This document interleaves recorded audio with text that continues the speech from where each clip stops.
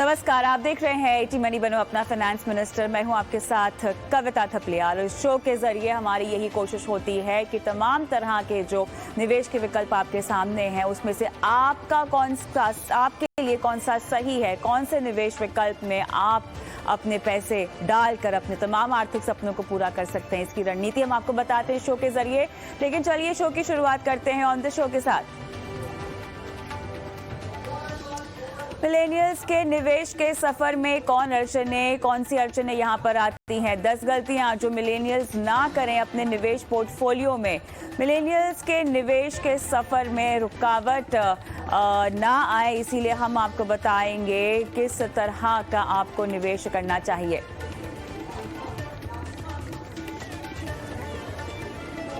Second hand गाड़ी का बाजार कितना बड़ा, क्या आपको खरीदनी चाहिए सेकेंड हैंड गाड़ी? हम बताएंगे आपको।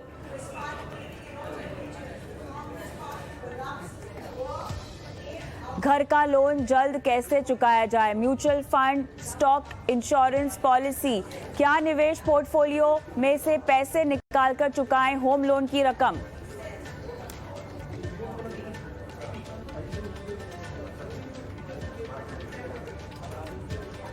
साथ ही आपको बताएंगे कैसे बनाएं एक संतुलित पोर्टफोलियो।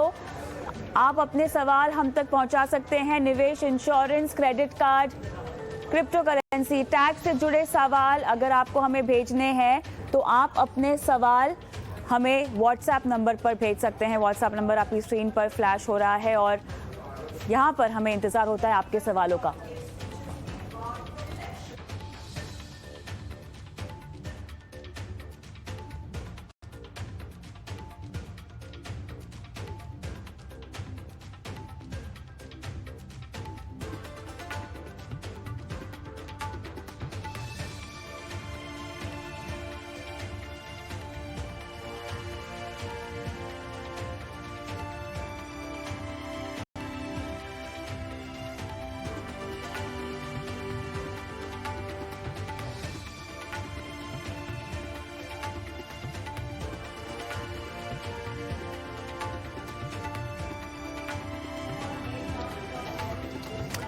चलिए, तो यहाँ पर हम शो की शुरुआत करने वाले हैं आज मिलेनियल्स को निवेश रणनीति बनाने के साथ। जी हाँ, और यहाँ पर हमारा मकसद ये है कि मिलेनियल्स यानी जेन ज़ी जो भी अपने निवेश की शुरुआत करना चाहते हैं या करने का मन बना रहे हैं या शुरुआत कर चुके हैं, किस तरह से उन्हें तमाम गलतियों से बचना चाहिए अपने पूरे निवेश के सफ़र में।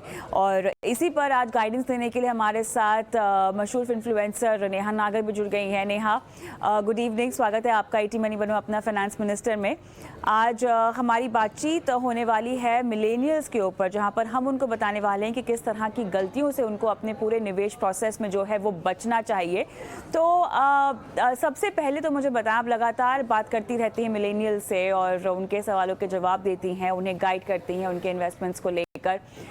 आम सवाल जो उनको पूछना होता है वो क्या है? कैसे पैसे जल्दी कमाया जाए, क्या ये वो जानना चाहते हैं? एक्चुअली यही सच्चाई है। मिलेनियल्स या फिर जो हमारे यंगस्टर जेनजी है, वो सब सोचते हैं कि क्विक मनी बना ले एकदम से। जैसे हमने 2021 में भी देखा, 2020 में भी कैसे आईपीओ का बज़ आया था, तो उन्हें जानना होता था हमेशा कि अब कौन सा आईपीओ आ रहा है, कैसे मेरा पैसा 21 दिन में डबल हो जाएगा। एंड देन क्रिप्टो, एनएफटी, ये सारा जो फेज आया था, ये जो बूम आया था, वो ज्यादातर हम मिलेनियल्स की वजह से आया था, क्योंकि हमने कुछ ज्यादा इंटरेस्ट ले लिया था कि हम क्विक मनी कैसे बनाए। तो सबसे पहला क्वेश्चन यही रहता है सभी का कि हम कहाँ पे इन्वेस्ट करें, कौन सा स्टॉक इन्वेस्ट करें। तो उनको जल्दी से आंसर चाहिए होता है, जल्दी से पैसा चाहिए, तो उन्हें हर चीज क्विक करनी है। तो यस, ये सबसे पहली क्वेरी होती है। तो ऐसे में नेहा, चलिए थोड़ा सा गलतियों पर फोकस करते हैं, जहां पर हम बता रहे हैं लोगों को और मिलेनियल्स को खास तौर से कि अपने निवेश प्रोसेस में जो तमाम गलतियां हैं उनसे आपको बचना चाहिए। इसमें सबसे पहली गलती आपके मुताबिक कौन सी होती है? जल्दी पैसा कमाने की जो रणनीति है, जो शॉर्टकट है, वो तो उनको नहीं अपनाना चाहिए, ये तो आपने हमको बता दिया एक तरह से। ये भी सबसे बड़ी गलती होती है, शॉर्टकट अपना लेना। लेकिन इसके अलावा क्या होता है?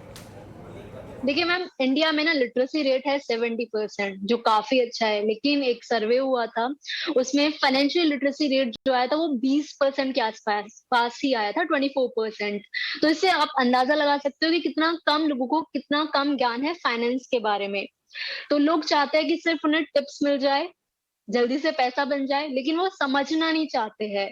तो सबसे पहली जो गलती है वो आई थिंक यही है कि हम फोमो में इन्वेस्ट कर देते हैं कि अच्छा यार इन्वेस्टिंग की बातें सब कर रहे हैं, मैं करोड़पति बन जाऊंगा इन्वेस्ट करके, या फिर अगर मैं इन्वेस्ट नहीं कर रहा हूँ तो कुछ मिस तो नहीं हो रहा है।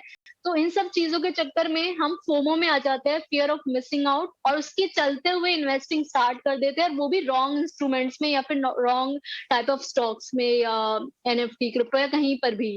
तो सबसे पहले गलती ये है कि हमें ना समझना पड़ेगा पहले खुद को भी कि हमारा ना क्या मोटिव है इन्वेस्टिंग करने का, क्यों करनी है हमें इन्वेस्टिंग, क्योंकि हमें ना अपने फाइनेंशियल गोल मीट करने हैं। लाइक अगर मैं वर्ल्ड टूर पे जाना चाहती हूँ कि 30 की एज होने से पहले मुझे वर्ल्ड टूर घूमना है, और या फिर मैं 35 की एज में चाहती हूँ कि मेरा घर हो जाए, खुद का घर होना भी जरूरी है, एंड देन कहीं मुझे लगता 40 है ये 50। जो तो नेहा कहीं ना कहीं हमें जो कह रहे हैं ना कि निवेश उनको समझना चाहिए, निवेश का मकसद समझना चाहिए।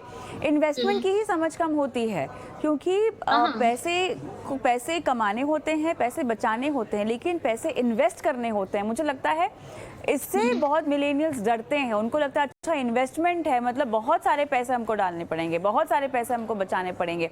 कहीं ना कहीं जो पहली गलती यहाँ पर ये होती है वो ये है कि निवेश की रणनीति, निवेश की प्रक्रिया से पहले निवेश को समझना वो काफी जरूरी होता है। क्या आपको नहीं लगता ऐसा? वही मैं कवर कर रही थी कि फर्स्ट पॉइंट होना चाहिए कि हम खुद को समझ गए कि हम इन्वेस्टिंग क्यों कर रहे हैं। सेकंड पॉइंट कि जो हमने गोल चूज कर लिया है, घर गाड़ी, फिर उसके लिए इन्वेस्टिंग करने की मेरे पास भाई 10 साल है इस गोल के लिए।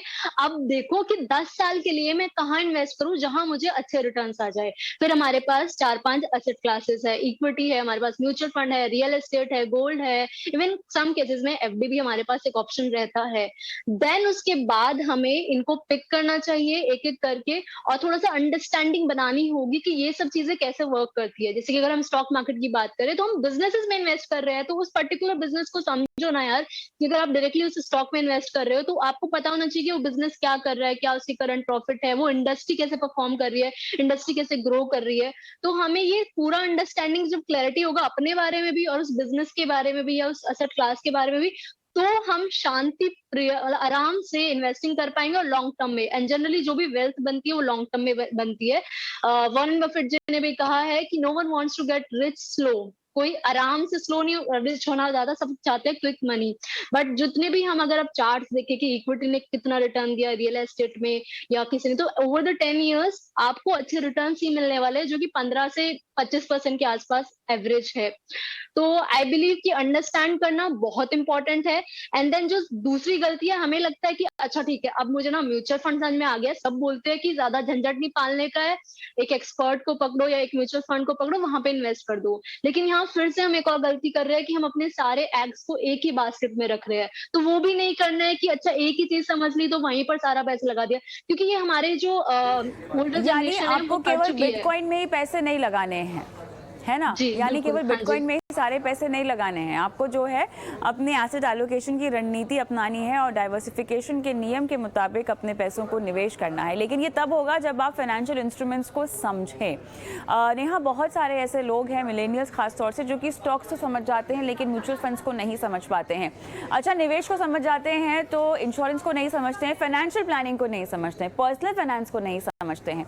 तो ओवरऑल जब आप फाइनेंशियल प्लानिंग की बात करते हैं तो उसमें केवल स्टॉक्स नहीं आते, केवल म्यूचुअल फंड्स नहीं आते। जैसा कि आपने कहा कि don't put all your eggs in one basket, इसीलिए बहुत ज़रूरी है कि जो फंडामेंटल रीजंस है या जो बुनियादी आपके कदम है वो आप उठाएं।